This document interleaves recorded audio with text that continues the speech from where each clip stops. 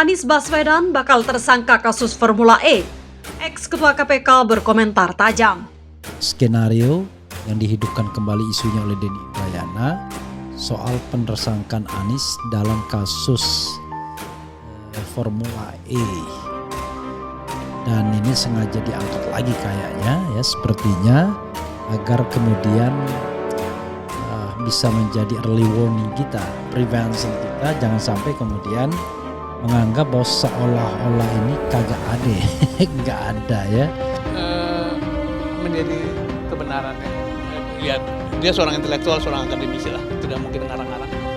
Dan kita memberi apresiasi karena yang disampaikan Prof. Denny semacam early warning, jangan sampai itu terjadi.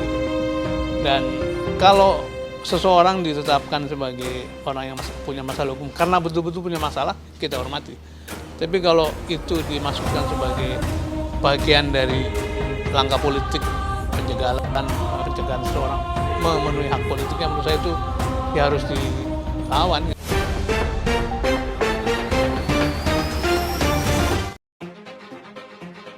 Akademisi dan praktisi hukum sekaligus Ketua PP Muhammadiyah Bidang Hukum Busyra Muqaddas ikut menanggapi pernyataan Denny Indrayana bahwa KPK akan menetapkan Anies Baswedan sebagai tersangka kasus Formula E. Busyra Muqaddas meminta lembaga penegak hukum di tanah air untuk tetap menjaga independensi dan profesional dalam menjalankan tugas. Harus objektif dan jangan disalahgunakan untuk kepentingan politik atau bisnis sesaat, kata ex-Ketua Komisi Pemberantasan Korupsi atau KPK Busyra Muqaddas di Padang, Jumat 23 Juni 2023. Selain lembaga hukum seperti KPK, Kejaksaan, dan Kepolisian, Busyra juga mengingatkan agar pemerintah tidak melakukan intervensi kepada instansi penegak hukum.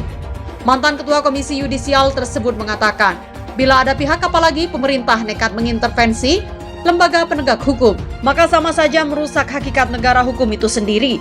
Negara hukum harus berdasarkan demokrasi, dan demokrasi tidak mungkin tanpa kejujuran, kata Busyra. Busyra mengkhawatirkan bila lembaga anti rasuah digunakan sebagai alat politik apalagi menyangkut Pilpres 2024, maka akan merusak tatanan hukum.